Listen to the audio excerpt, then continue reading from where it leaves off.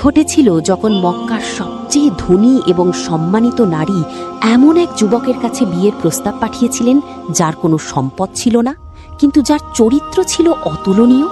চলুন জেনে নিই। হাজরে আসওয়াদ স্থাপনের ঘটনার পর মক্কায় মুহাম্মদ সাল্লাল্লাহু আলাইহি ওয়াসাল্লামের নাম আরও ছড়িয়ে পড়ে। শুধু সাধারণ মানুষই নয়, মক্কার বড় বড় ব্যবসায়ীরাও তার সততা ও আমানতদারির কায়েল ভক্ত হয়ে যান।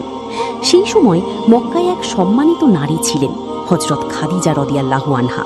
তিনি ছিলেন মক্কার সবচেয়ে ধনী, বুদ্ধিমতী এবং সম্মানিত নারী।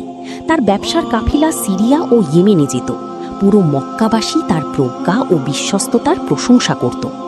হযরত খাদিজা রাদিয়াল্লাহু আনহা একটি বিষয় লক্ষ্য করেছিলেন যে মক্কায় এমন একজন যুবক আছেন যিনি সবার চেয়ে আলাদা, যার মুখে সত্য ছাড়া কিছু নেই এবং যার কাছে আমানত সুরক্ষিত থাকে। তিনি তার বান্ধবী নাফিসার মাধ্যমে মুহাম্মদ সাল্লাল্লাহু আলাইহি ওয়াসাল্লামের কাছে একটি প্রস্তাব পাঠান। তিনি কি তার ব্যবসার মাল নিয়ে সিরিয়া যাবেন?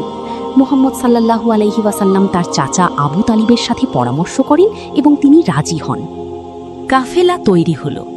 মুহাম্মদ সাল্লাল্লাহু আলাইহি ওয়াসাল্লাম হযরত খাদিজার গোলাম মায়সারার সাথে সিরিয়ার পথে রওনা হলেন।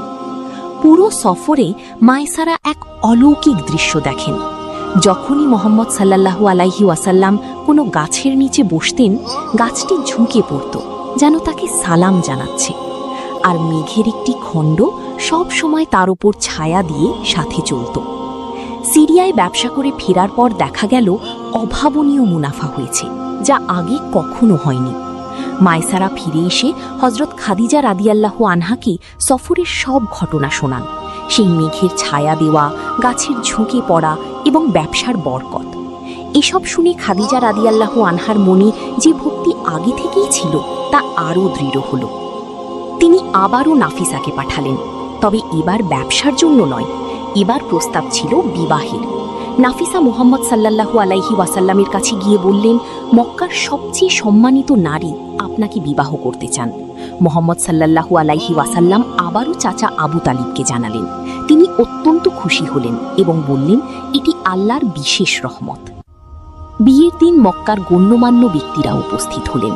আবু তালিব খুতবা পড়লেন এবং মুহাম্মদ সাল্লাল্লাহু আলাইহি ওয়াসাল্লাম ও হযরত খাদিজা রাদিয়াল্লাহু আনহার বিবাহ সম্পন্ন হল। সেদিন মক্কায় এক অন্যরকম উৎসবের আমেজ ছিল। মানুষ বলছিল, আল আমিন যা পাওয়ার যোগ্য ছিল তাই পেয়েছেন, আর খাদিজা রাদিয়াল্লাহু আনহা যা খুঁজছিলেন তা খুঁজে পেয়েছেন। ঘরে কদম রাখতেই হযরত খাদিজা রাদিয়াল্লাহু আনহা অনুভব করলেন, এই ঘরটি এখন আর সাধারণ ঘর নেই, এটি যেন জান্নাতের একটি টুকরো হয়ে গেছে।